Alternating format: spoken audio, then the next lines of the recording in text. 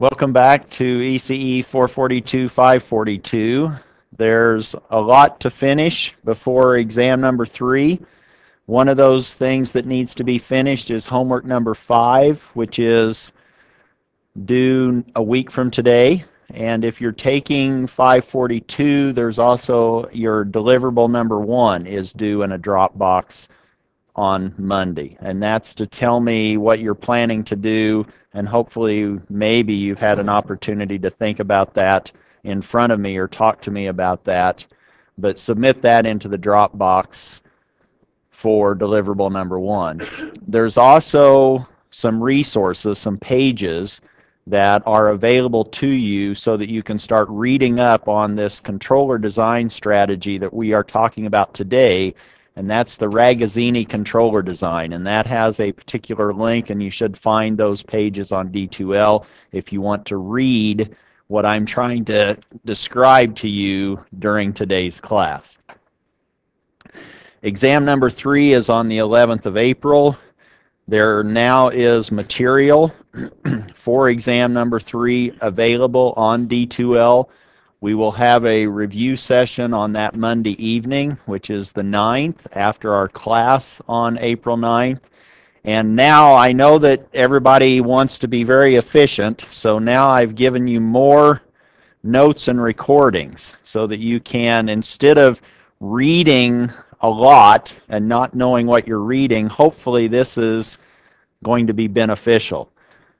One that I did this morning was building a transfer function, capital T sub C of Z, from the performance specifications. We talked about settling time, we talked about peak time, and we talked about what else?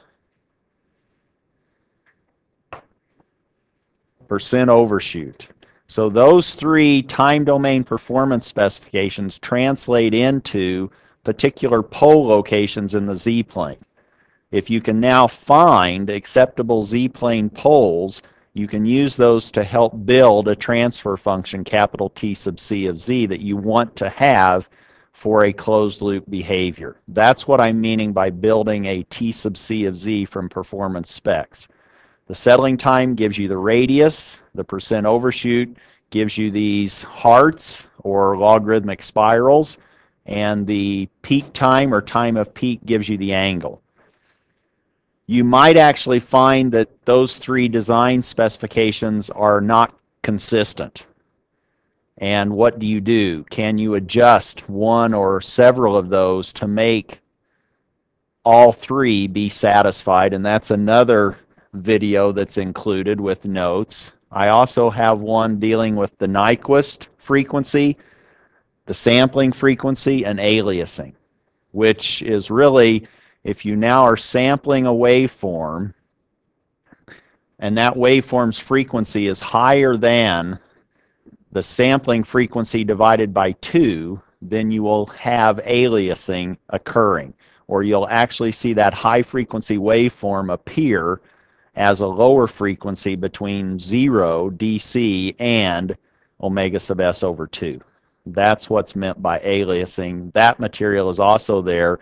And then, to maybe help put this lecture into context, today's lecture into context, there's another video with notes on an overview of control, and essentially that is talking about internal stability, which means that there's many different transfer functions that you can have between the reference input and the output, between the disturbance and the output, between the reference and the input to the system. All of those transfer functions need to be stable in order to guarantee internal stability, and the bottom line really is don't never cancel unstable poles or zeros with your controller.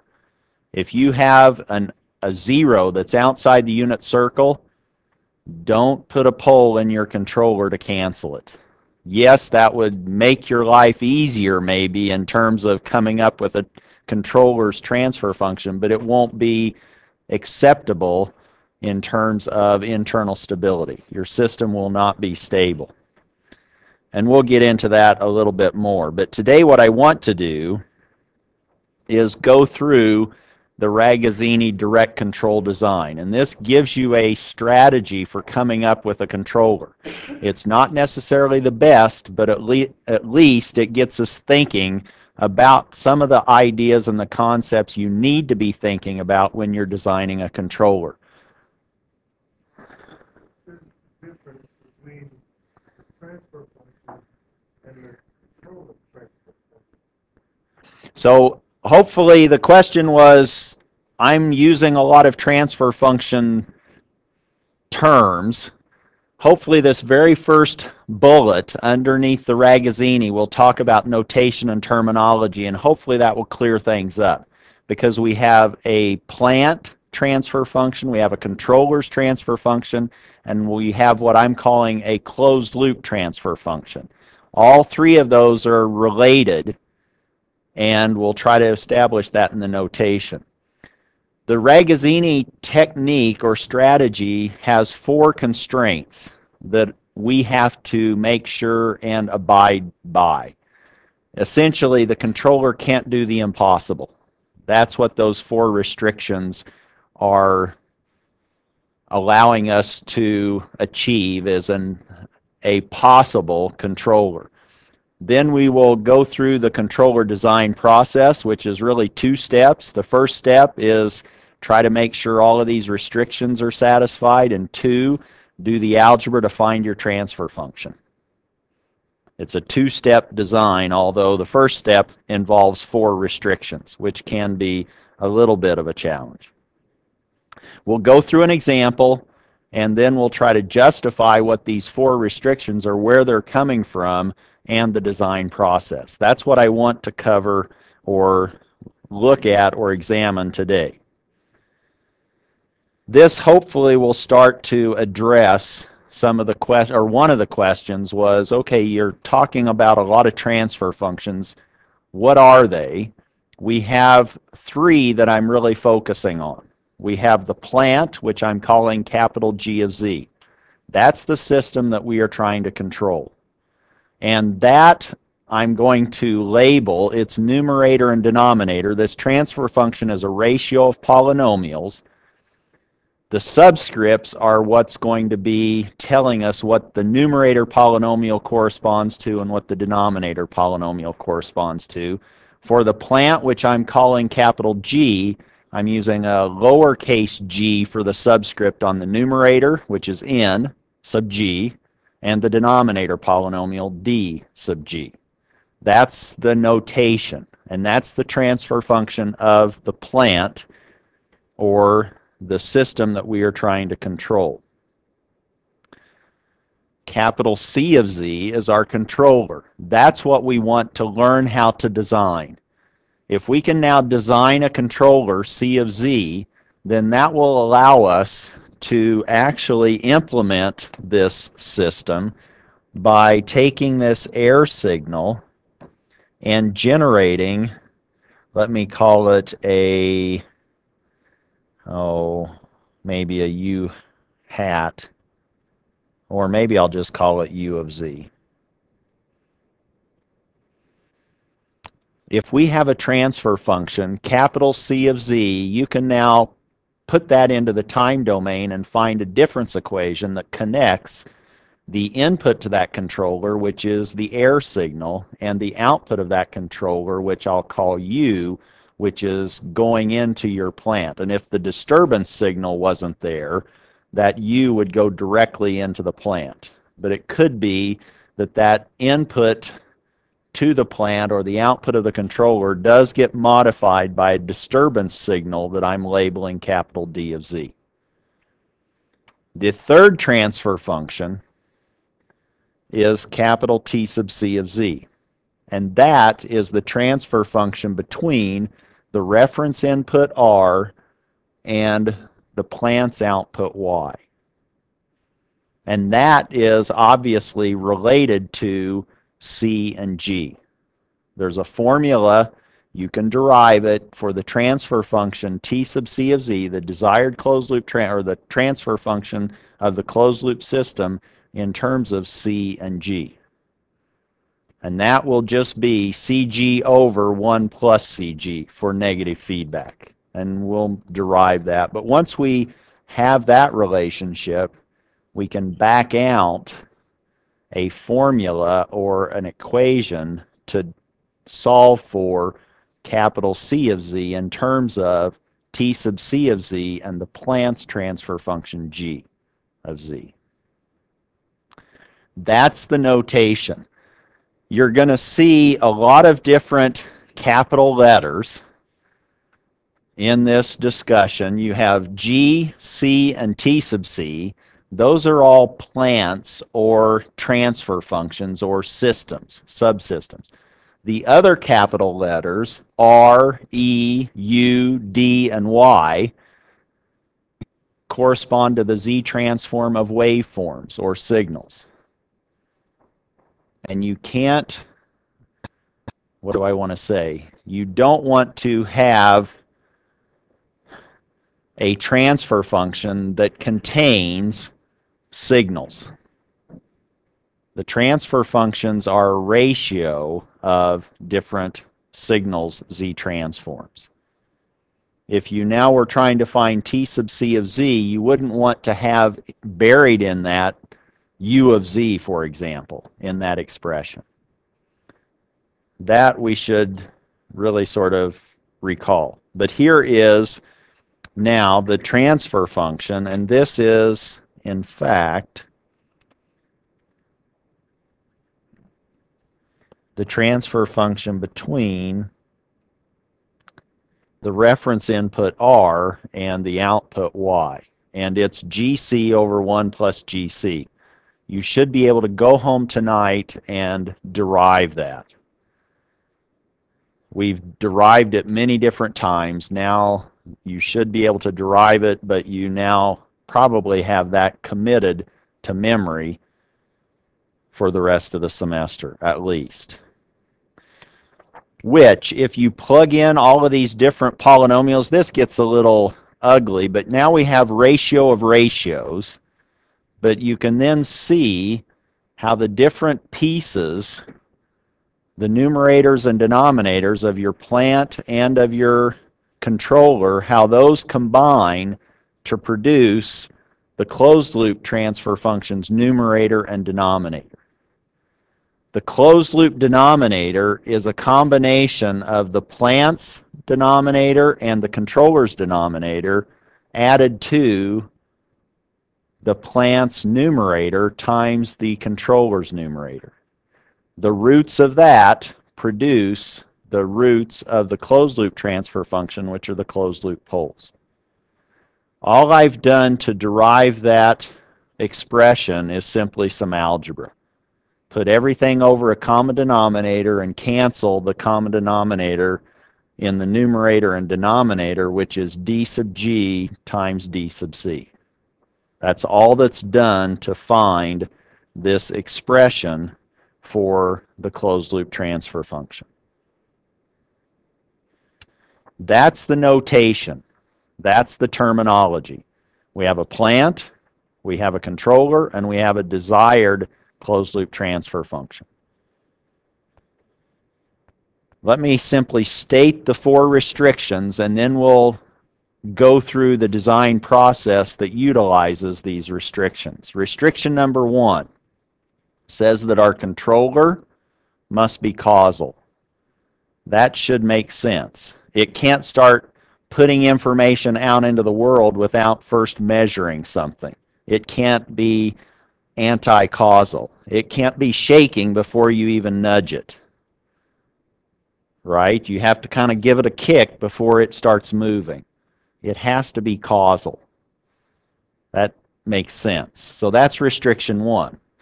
To be causal says then that the degree of the denominator of your controller's polynomial has to be greater than or equal to the degree of the numerator of your controller. Your numerator degree can't exceed your denominator degree in your controller. That would be producing a non-causal or an anti-causal behavior. You would be moving before you even are excited. Yes? So the degree is the power. So the question was, can you explain the degree of this polynomial? It's the order of the polynomial. I may be using these words interchangeably, so stop me if I'm not using them consistent with what I've used before.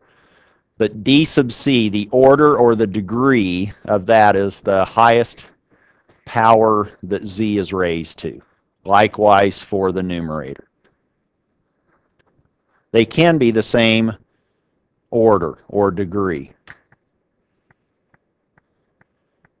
And if they're the same, then this controller transfer function, capital C of z, is proper. Mean it's proper when the degree of the numerator equals the degree of the denominator.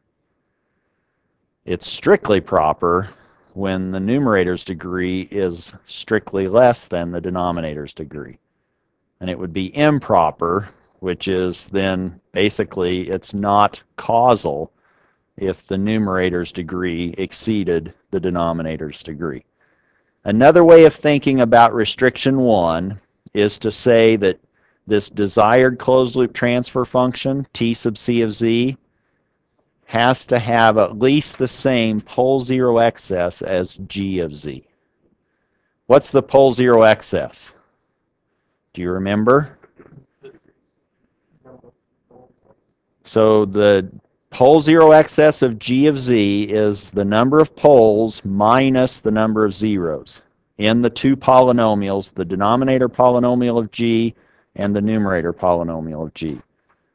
If the order of your g of z was, if you had a third order denominator and a first order numerator, your pole zero excess would be 3 minus 1 or 2. That means if you have a pole zero excess in your plant of 2, you have to have at least that pole zero excess in your desired closed loop transfer function. It can't have one pole more than 0. It has to have at least 2 more poles than zeros. Again, if that was violated, then you would actually be designing a controller that was non-causal.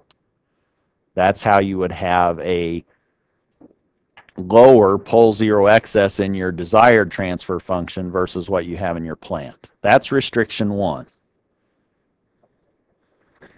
The next two restrictions, restriction 2 and restriction 3, concern internal stability. They are being created, or those arise by trying to make sure that our system, closed loop system, is internally stable. And what we mean by that really is that we have no cancellations of unstable poles or unstable zeros. If we have something living outside the unit circle, be that poles or zeros, we better not be canceling those with poles and zeros. That's a no-no. That'll cost you 120 points on a 20-point problem. So that if you're here today listening to this, you now know I can't be canceling. I can't be putting X's on top of O's or O's on top of X's outside the unit circle. That does not mean that you can't put poles and zeros outside the unit circle. We can. They just can't be on top of poles and zeros. Is that clear?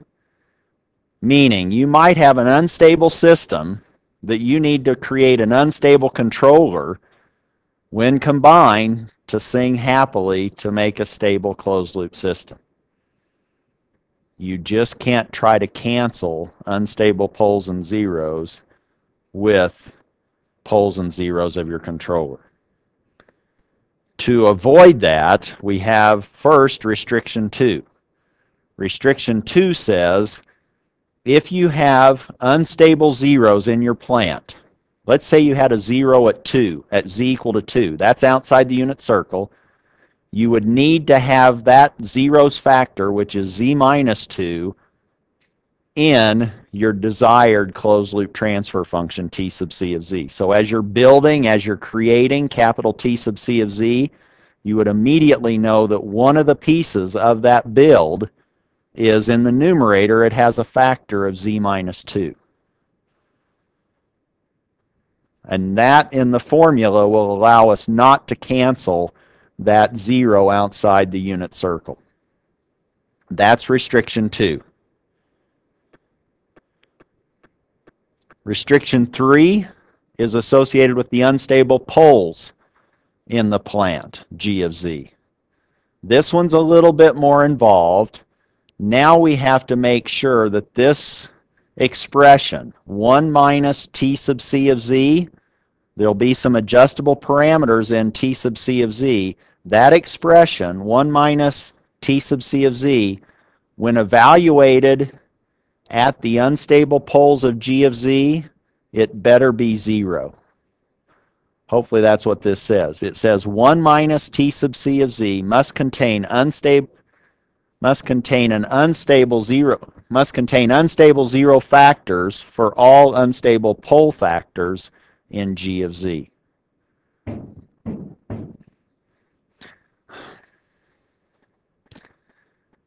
Consistent but unstable. Maybe. Anyway, our stapler is back in terms of posters out in the hallway, if you're wondering what I'm talking about, but just bear with me. You now know what I'm doing. You've probably already low-pass filtered that part of this lecture out. You know how to design a low-pass filter at this point in the semester. Now what we're trying to do is learn how to design controllers. The last restriction concerns creating this desired transfer function, T sub C of Z, to try to achieve steady state error. We haven't really talked too much about steady state error or steady state accuracy, but in a control scenario, there's really sort of these two situations or two performance behaviors that you're having to trade off. One is transient performance, settling time, peak time, percent overshoot, with steady state accuracy. You may have to trade those off. You might have to give up a little in your steady state accuracy in order to achieve a little bit better time domain performance. Or you may give up a little time domain performance to achieve better steady state accuracy. By steady state accuracy, what am I meaning? I'm meaning if you put in a constant, let's say you command your system to go to 3, if your output goes to 3, that's steady state accuracy. You have 0 error. If you say go to 3 and it goes to 2.5, and if it stays at 2.5, then you have a tracking error of 1/2. Maybe that's okay, but that would be steady state accuracy of having an error of 1/2. But when I say steady state accuracy, that's what I'm referring to. Maybe you put in a ramp, and it tracks that ramp with a constant error. So you're going up at 3 feet per second, and you're actually moving at 2.8 feet per second. You're always a little bit below what you want to be. One example of steady state accuracy would be to make the DC gain of your desired closed loop transfer function equal 1. What does that do? Well, if you put in a constant reference input waveform, if you have a DC gain of 1 on your desired closed loop transfer function, you'll be locked on with your output and your reference signal. With a DC gain of 1, whatever you put in, once the transients have disappeared, your output will be equal to what your input is, since you have a DC gain of 1. That's what this formula will guarantee. T sub C of Z evaluated at DC, or when Z is equal to 1, is equal to 1. That will give you 0 error to a constant reference input waveform. Another example This one's a little bit more involved because now we have to go back to our calculus class, elementary school or wherever you took calculus. Now you're learning calculus at an early age, earlier and earlier, maybe not, but now you have to take the derivative of that desired closed loop transfer function with respect to z, scale it by minus t, t's the sample period, and that's 1 over the velocity gain constant, k sub v. We'll learn a little bit more about the velocity gain constant, but the bigger that velocity gain constant is, the better accuracy you will have due to, let's say, a ramp input waveform. And you would also want to have zero error due to a constant input. Those are the 4 restrictions. We've now talked about terminology and notation. Let's now look at or put together the Ragazzini design process and then go through an example. The first step is to first stay with blue, and that is to select or create or build, however you want to refer to it, this closed loop transfer function, capital T sub C of Z. What that means then is that this transfer function, T sub C of Z, must satisfy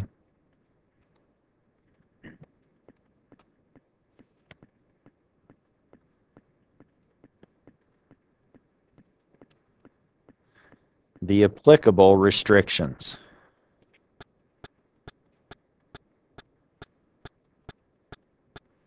R1, causal controller. R2, we have to retain zero factors, unstable zero factors between the plant and the desired closed loop transfer function. R sub 3, if we have unstable poles, we have to make sure that 1 minus T sub C of Z vanishes at those locations, at those poles. And R sub 4, that we retain or achieve the desired steady state accuracy that we're after or that we're looking for. That's step 1. So it's one step, but it involves a lot of pieces. 4 restrictions, possibly. If you have no unstable zero factors, you don't have to worry about restriction 2. Move on. If you don't have any unstable poles, you don't have to worry about R sub 3. Move on. You may just have to worry about a causal controller and maybe steady state accuracy. If nobody gave you any steady state accuracy constraints, you just have to make a causal controller. Piece of cake, right? Which is step number 2. Solve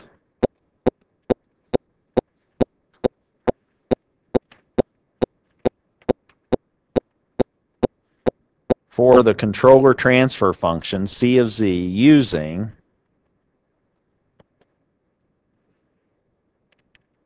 what I'm going to call the controller design formula.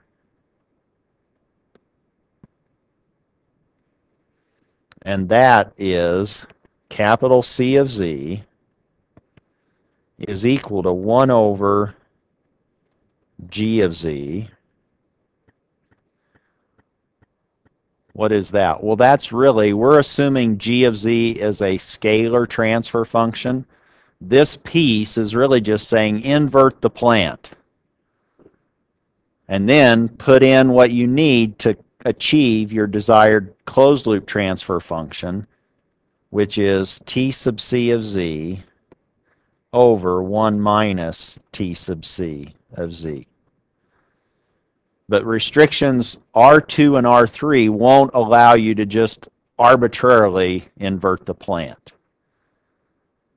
the t sub c and the 1 minus t sub c will account for any unstable poles and zeros that exist in G of z.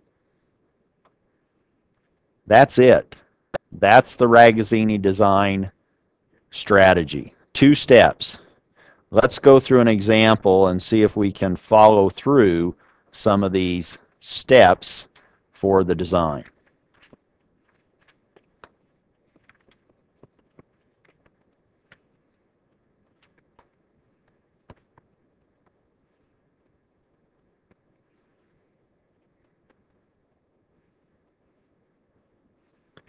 Suppose we start with G of z, our plant, being 4 times z minus 1.5 over z minus 1/2 z minus 2.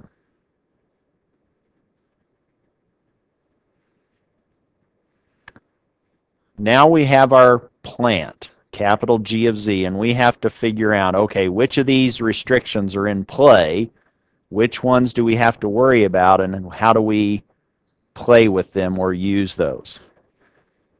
And those are going to be based on G of z, our plant.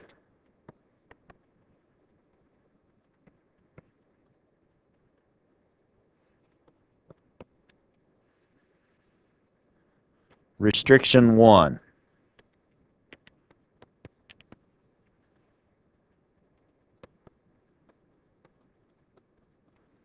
That one's dealing with the pole zero excess of the plant.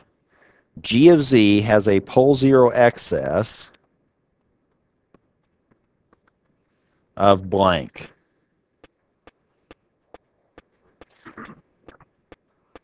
What is the pole zero excess of G of z? We have 2 poles and 1 finite zero. Our pole zero excess is 1. What does that mean? Well, that means when we're building capital T sub z of z, we have to make sure that it has at least a pole zero excess of 1. It could have 2 more poles than zeros. That would be okay. But we definitely need to make sure that T sub c of z must have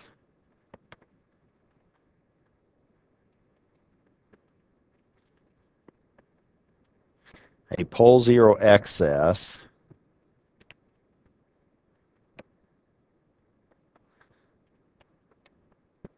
of at least 1.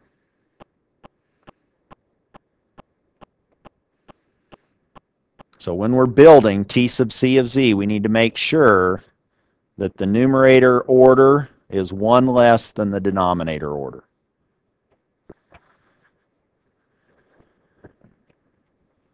Restriction 2. Do you remember what restriction 2 was worried about?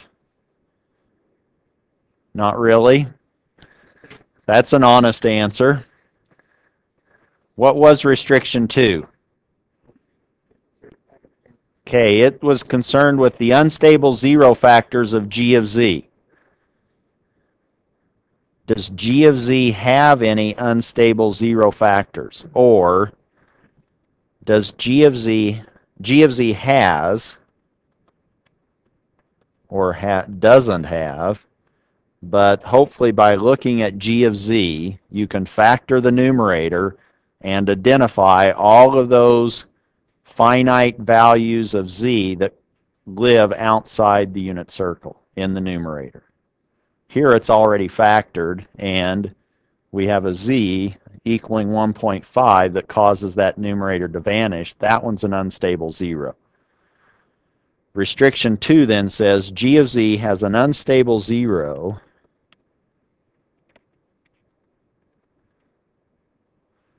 now I forgot where it was. Thank you. Z is at 1.5. So we have to make sure that our T sub c of z at least has that factor in its numerator. It has to contain a z minus 1.5 factor in it, the T sub c of z. Pardon? So if the if the numerator, I think the question was, what if the numerator was z minus 3/4? What, and it didn't have that. What would restriction 2 be? What would we need to do with restriction 2?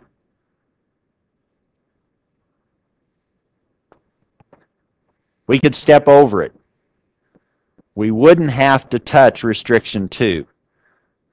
You'll never forget restriction 2, will you? Or you could just do the broad jump. And hopefully restriction 2 isn't that big, and you can jump over it. And that's what you would be doing. All of those poles, all of those zero factors that are where? You don't have to jump very far. You just have to go, they all have to be inside the unit circle, and then you can jump over. If they're outside the unit circle, you have to worry about restriction 2. Is that clear?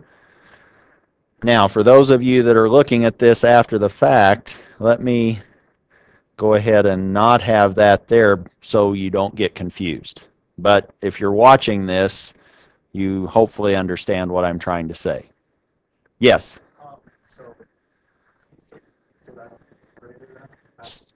So T sub C of Z is something, let's call it alpha of Z, but it also has to have a Z minus 1.5 factor in it, and we haven't yet figured out what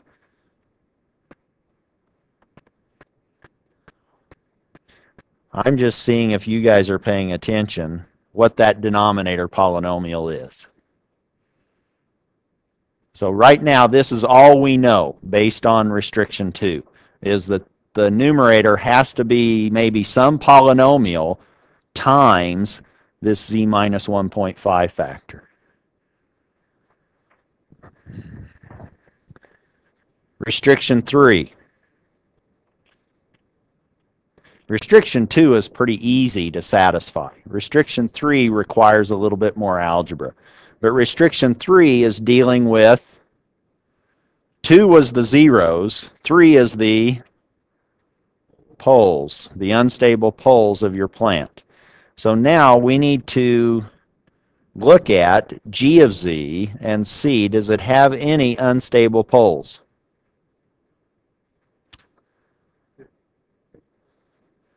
It has 1 at Z equal to 2, right? So if you're saying 2, that's correct, but that's not the quantity of, maybe I should have made this a non-integer value. But the pole at Z equal 2 is the problem one. The pole at Z minus, at Z equal to 1/2 is fine. But here restriction 3 says, or deals with, G of Z has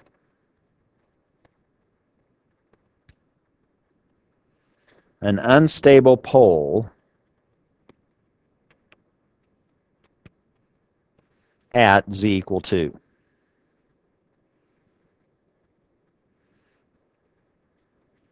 And that now is going to depend on what we pick for D sub T sub C of Z and alpha of Z. We'll have to solve all of that and the Z minus 1/2 because we need 1 minus T sub C of Z evaluated at that location at Z equal to 2 to vanish or to be equal to 0. And that's going to depend on what we haven't yet defined in alpha of Z and D sub T sub C of Z. Now we can say, let's go ahead and design T sub C of Z, because I didn't say anything about steady state accuracy, did I? In the problem formulation, I just gave you a transfer function and said control it, which probably means make your response bounded when you put in a bounded input. Make your closed loop system stable. We now want to design T sub C of Z, which is some n sub T sub C of Z over a denominator polynomial, where this is our desired CLTF. I know you're texting, so you want to minimize clicks. CLTF stands for closed loop transfer function. Are you texting one-handed? Question? Yeah, I was just wondering, like, going back to the R3, that we could say that one minus C. So now for R sub 3, it's going to make more sense once we've parameterized the denominator of T sub C and the numerator. But this is now saying 1 minus T sub C of Z, evaluating all of that at Z equal to 2 needs to be 0. That's what restriction 3 says. But at least now it's on our radar screen. We know we have to make this happen for Z equal to 2. If we had no unstable poles in G of Z, what would we do with restriction 3? Skip it. We hopped over the restriction 2, now we can skip over restriction 3.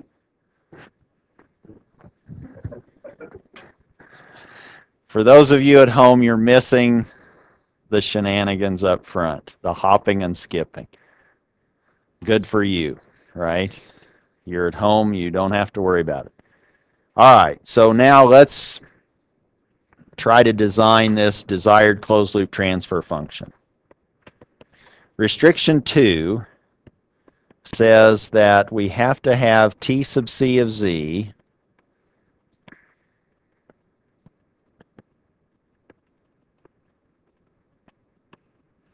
retain the unstable zero factor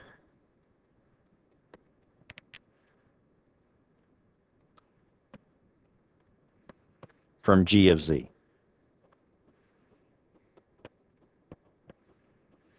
So let's let n sub T sub C of Z, this polynomial, be some alpha of Z, which I have already said, Z minus 1.5. And this polynomial that I'm just parameterizing as alpha of Z is yet to be determined.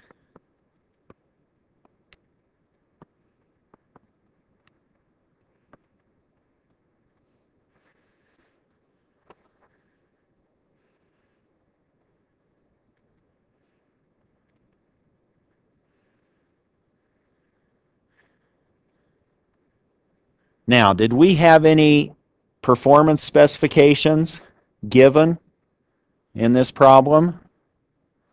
No. So we don't really have any pole locations, do we? Specified by performance criteria. If we did, if somebody said, oh, I need a settling time of this amount, I need a percent overshoot of this amount, that would inform your choice of denominator polynomial in T sub C of Z. We don't have that. Nobody gave us any performance specifications. For that reason, let's just play fast and loose with some pole locations for T sub C of Z. Suppose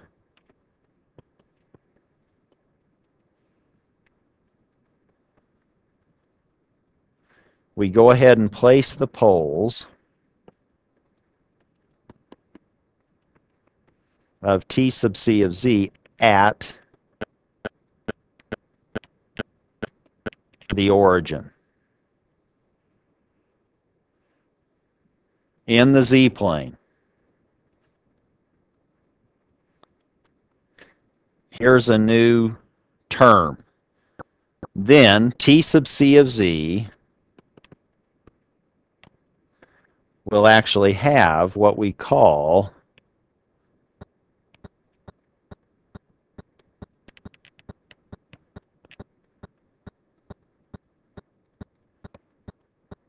a deadbeat response. In your homework, if I say place the poles of your closed loop transfer function to achieve a deadbeat response, that says place all of the poles in your T sub C of Z at the origin.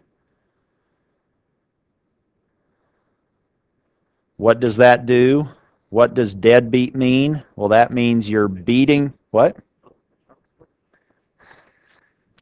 We're not going there. Somebody mentioned something about child support, but that's not what it means in this context. What it means is we're beating the response dead, meaning after that many sample periods, if the denominator was third order, after 3 sample periods, we would have no more movement in our output. It would be dead.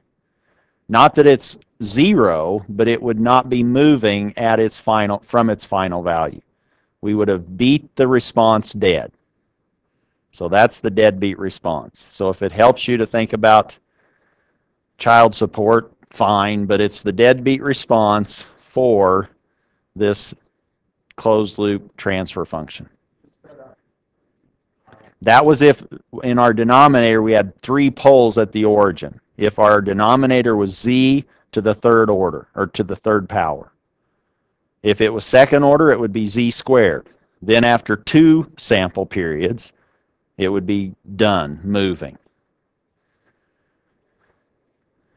All right. Now, g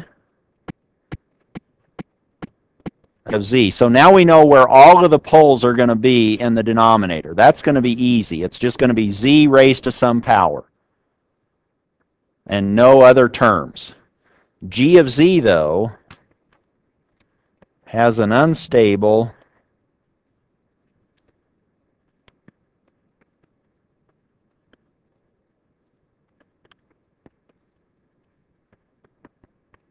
pole at z equal to 2. And that means then restriction 3 implies that we need 1 minus t sub c of z evaluated at that unstable pole location. We need that to equal 0.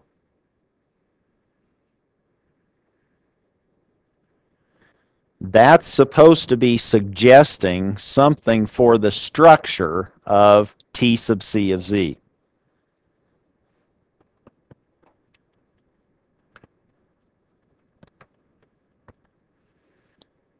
We know in the numerator we had this, z minus 1.5.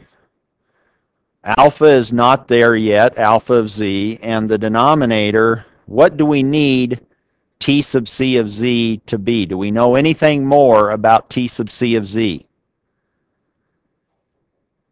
We needed a causal controller, and what did that mean for t sub c of z? Did it say anything about the pole zero excess? It needs to be at least as big, pole zero excess, as the plant. What was the plant's pole zero excess? 1. So now how do we make this transfer function have a pole zero excess of at least 1 and have the denominator's poles all at the origin? Do you see what I'm doing now? What's the order of the denominator need to be to have a pole zero excess of 1 if we don't put any more 0 factors in the numerator? Suppose I say, oh, you know what? Let's let alpha be k. That is, letting alpha of z be a constant. What's that mean that we need to have in the denominator? Needs to be second order, and where do we know our poles are? Do we know where they are? They're at the origin because of our deadbeat response. So it needs to be second order, and we need 2 poles at the origin. Our denominator polynomial is not very complex. It's just z squared. Now, what we want is to see if this gives us enough flexibility to allow 1 minus t sub c of z when evaluated at z equal to 2 to have that equal 0.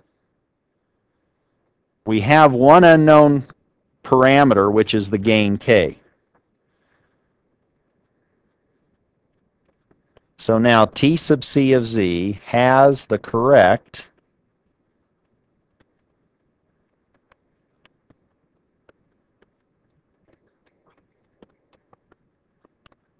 pole zero excess, and somebody's celebrating because we've at least satisfied restriction 1, right? We have restriction 1 satisfied, restriction 2 satisfied. Now we need to worry about restriction 3. We know the location of the unstable pole in our plant.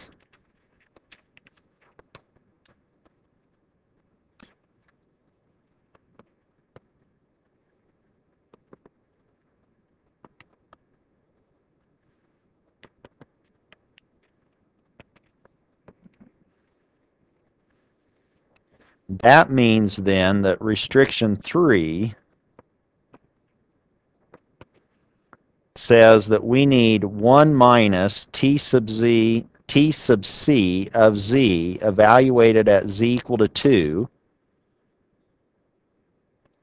to be 0. What does that look like? Well, we know now how we've parameterized t sub c of z. We know 1 minus t sub c, and we can plug in everywhere we have a z, we replace it with 2. Or in our formula, we have 1 minus, k is yet to be determined.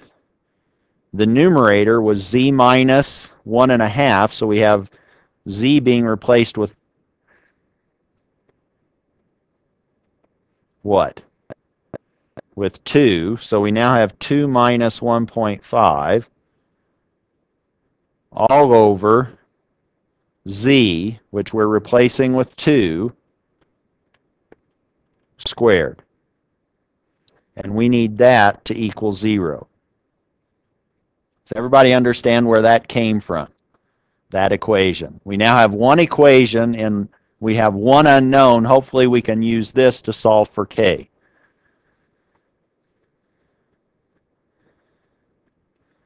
We now have k times 1/2 over 4 equaling 1. Just putting or adding k times 1/2 over 4 to both sides. Or we have k over 8 is equal to 1. K over 8 equal to 1 says that k needs to be 8.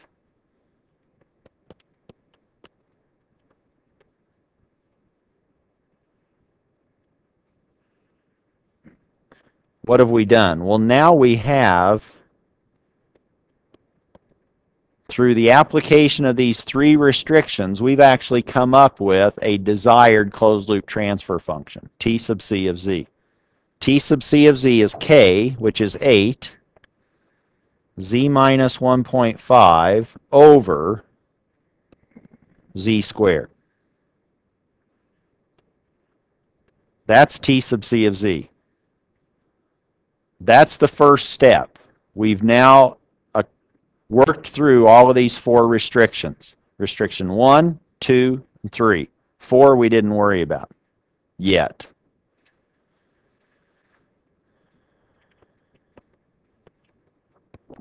Step 2 of the design. Now we need to find or solve for the controller. And we have our controller's design formula. C of z is 1 over g of z times t sub c of z over 1 minus t sub c of z. We know g of z and we know t sub c of z. All we have to do is the algebra to come up with c of z.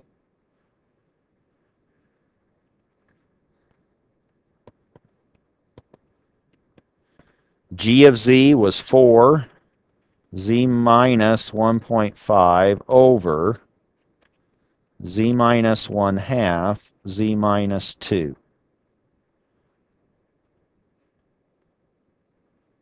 T sub c of z was 8, z minus 1.5 over z squared. And then we have 1 minus that same t sub c of z, 8, z minus 1.5 over z squared. Is it clear where those values or expressions came from? We just needed G and T sub C, and we found T sub C from the restrictions. Now we can simply do some cleaning up. Z minus 1.5 is canceled. Great, because we don't want that living in the denominator of our controller, because what can we not do? We cannot cancel unstable poles or zeros with our controller. Our controller can have unstable poles and zeros, but it just can't use those to cancel unstable poles and zeros in our plant. And now we won't be canceling that 0 at 1.5 because we included that factor in T sub C of Z. This 4 can factor into that 8 twice. And let's clean up this denominator of the denominator. Here, I can put all of that over a z squared, and I have z squared minus 8z plus 1.5/8, 8 and 4, that's 12, all over z squared.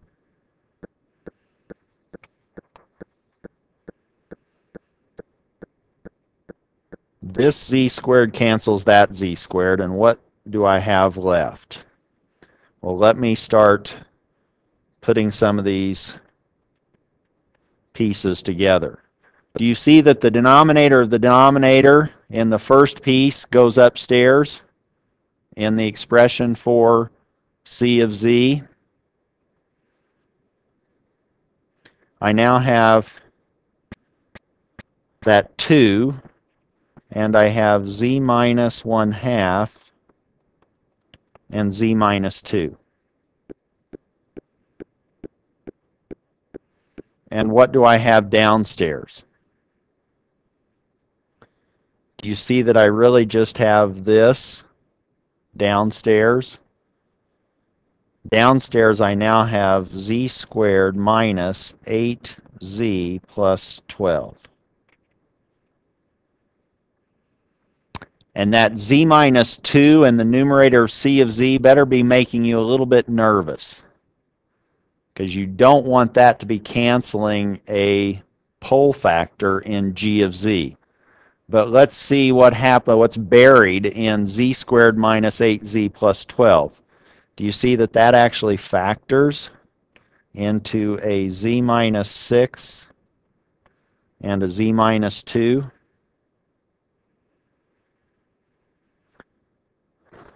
I'm just factoring z squared minus 8z plus 12. Yes, so this guy cancels that guy. That's what I wanted.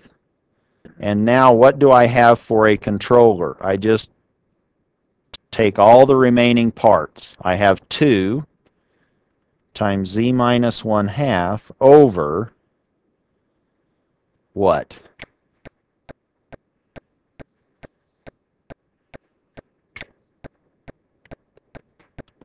Z minus 6. So what have I done? If I just had to look at the stability of this controller in open loop, where's the pole of that controller? 6. It's outside the unit circle. But I'm hoping, I'm a little nervous, but I'm hoping that when we push this unstable controller together with this plant that we started with in the closed loop, hopefully those will all sing well together and they'll end up with what? Our desired closed loop transfer function, which was 2 times z minus 1/2 over z squared. Let's see if we can verify that. But for now, we have a controller that wasn't too hard to design, but maybe we won't be happy with it. But we have 2 over z minus 1/2 divided by the factor z minus 6. That's our controller. And do you see how you could actually realize that in a computer? That's now what? U over E. And you could do cross multiply, take it into the time domain, and you now have a difference equation that connects the air signal with the inputs to the plant. We'll do that in a minute, but for now, let's see if we can actually verify this controller combined with the plant to give us our desired closed loop transfer function. Or we now want the controller here together with the plant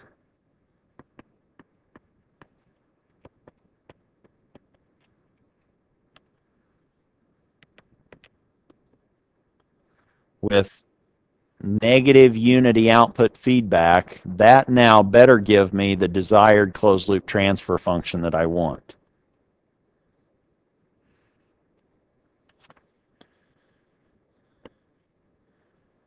Actually, I'm going to let you do that at home. I'm going to let you plug in the C and the G and come up with T sub C of Z, which is what? That's just G of Z, C of Z over 1 plus G of Z, C of Z, which better end up giving you 8 Z minus 1.5 over Z squared. And in that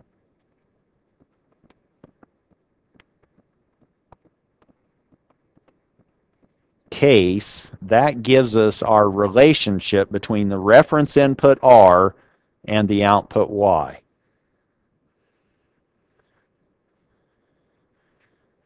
Now, somebody is asking, what's the system response look like? If I inject a particular input signal, R, into this closed loop transfer function, what's going to pop out at the output?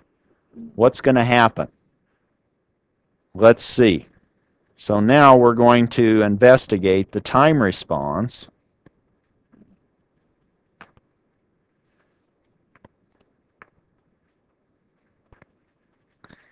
Behavior of T sub C of Z.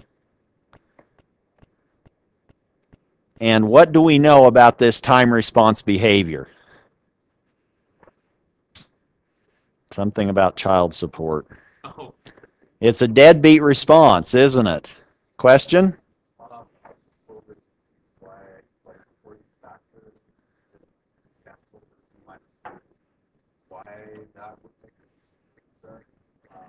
So the question was, why am I getting so excited, skipping and hopping, because I was able to cancel that Z minus 2 factor in the C of Z expression? Because I don't want my controller to be canceling unstable poles or unstable zeros. If I now combined C of Z and it had that Z minus 2 by itself in the numerator with G of Z, that would cancel the Z minus 2 and the G of Z. That's a pole zero cancellation outside the unit circle, and that's a no-no. So I was very happy that that denominator contained the factor Z minus 2. That canceled the Z minus 2 in the numerator, and I don't have that sitting as a factor in capital C of Z, my controller's transfer function. That's a good thing. Now, what I want to do is look at this deadbeat response.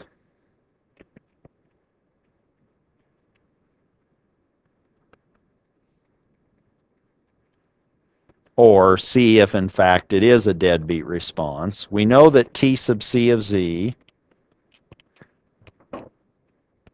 which is the ratio of the output Z transform to the reference input's Z transform, is 8 Z minus 1.5 over Z squared.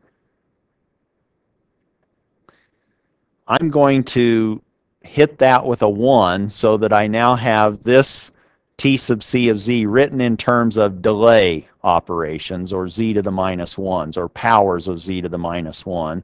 I can get rid of all of those Z's by multiplying the numerator and denominator by z to the minus 2. Haven't done anything wrong. So that now y of z over r of z is, in fact, if I distribute that z to the minus 1 through the denominator, that's easy, isn't it? Z squared times z to the minus 2, that's just 1.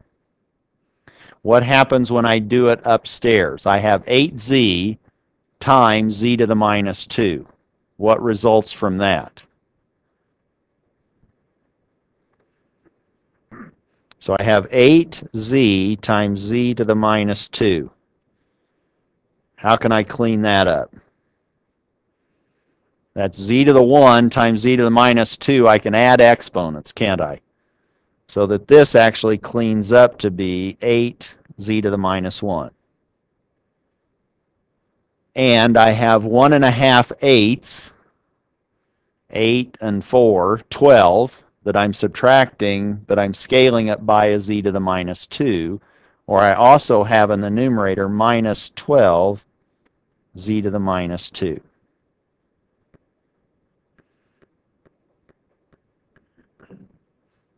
Everybody understands where that expression comes from.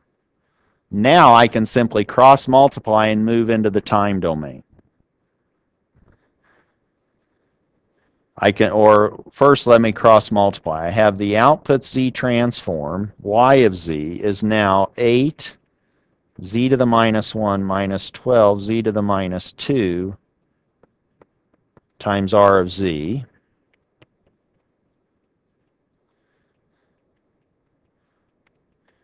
Don't you wish that's on the final exam and I ask you to inverse z transform? Pardon? It can still be on the final, can't it? You just have to make sure that you don't make me too angry between now and then. But what's this in the time domain? I'll do the hard part.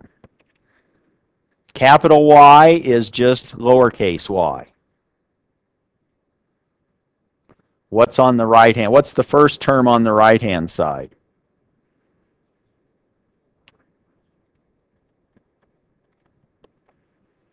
Eight r to the n minus 1. The next term is minus 12 r to the n minus 2.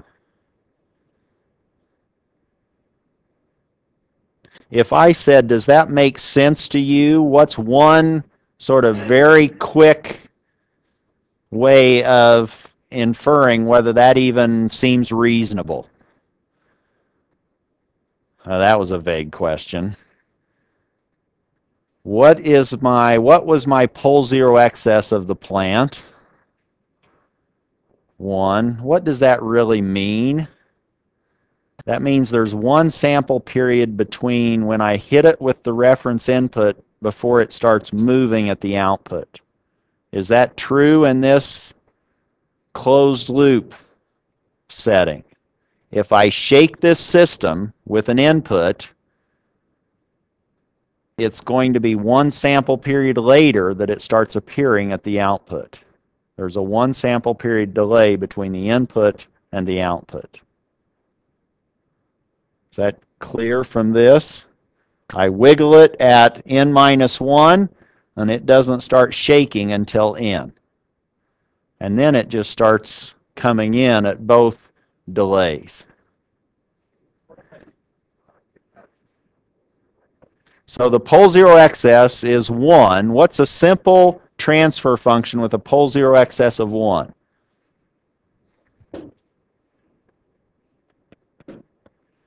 One over z. So this is now z to the minus 1, is it not? Which now, if this related y of z and r of z, this would now say y is equal to z to the minus 1 r, or y of n is equal to r to the n minus 1. So this is with the pole zero excess of 1, sort of a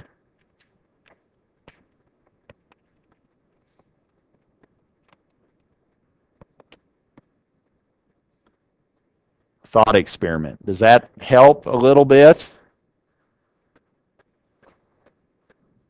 Question? I'm struggling with, because it moves into one sample after. So now you're struggling with one sample after. The other thing that you could do to make it maybe seem easier is just to change the index. So now I haven't changed the dynamic relationship between the input R and the output Y. I shake it at now at n equals 0, and when's it going to appear at the output? One sample period later. Does that help? All right, where was I? Oh, we've come up with this governing relationship between the reference input and the output for this designed closed loop system. We've designed the controller. What's going to happen? What's going to shake out? How's the system going to behave? Well, let's just put in an input and see. The response is supposed to be deadbeat. What does that mean? What's that look like? Let's figure it out. Let's just pick a simple input, and as simple as you can get is let's just make it a unit step for the reference input, R.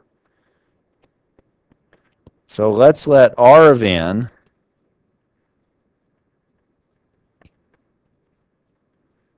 be a unit step.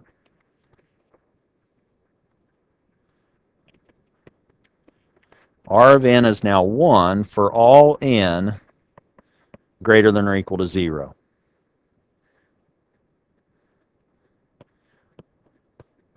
Y of 0 is 8 times R of 0 minus 1, or R minus 1, minus 12, R of 0 minus 2.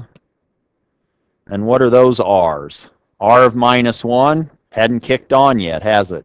R of minus 2, that's earlier than R of minus 1. So we're getting nothing, and that makes sense. We apply a step at 0, and there's a 1 sample period delay. Y better not have moved yet, because we had a pole 0 excess of 1. What about Y of 1? Y of 1 is 8 R of 0 minus 12 R of minus 1. What's R of minus 1? Nothing. What's R of 0? It's a unit step. It's 1. So we now have 1 times 8, or Y of 1 is 8. So in this particular system, we hit it with a step, and 1 time step later, Y has jumped all the way up to 8. Now what happens? Let's look at Y of 2. That's now 8 R of 1 minus 12 R of 0.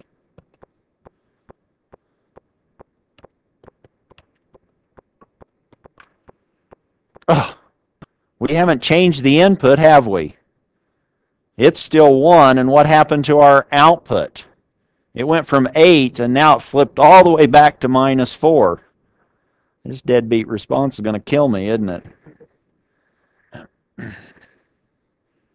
Everybody following the math? What's Y of 3? 8 times R of 2 minus 12 R of 1. What are those R's? 1. So we have 8 minus 12 minus 4. What happened? Do you see what's going to happen? From now on, where are we? We're deadbeat. We're stuck. We're not moving. Where are we at? Minus 4. So what have we done? If we had to plot this,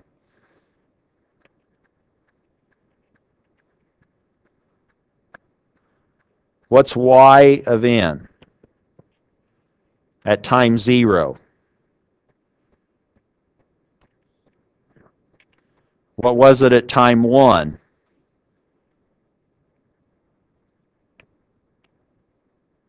What was it at time 2?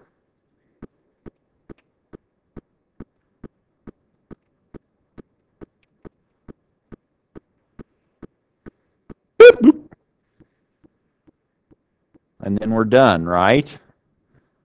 Deadbeat. How many sample periods? 2. What was our denominator? Second order. We put in a 1, and where did we go? -4.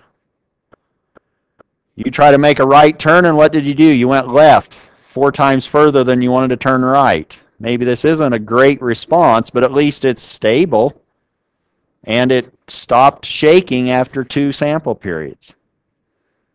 Maybe we need to change it, maybe we don't, but do you see some of the connections between what it actually did and how it came about to do that? We now have designed a controller. Maybe it's not the greatest controller, but at least we know how to find a controller that created a stable response. We'll pick up somewhere close to there, maybe 180 degrees away, but somewhere on Wednesday. Couldn't even remember what day it was. I thought we were already on Friday. Hopefully you'll have a great evening.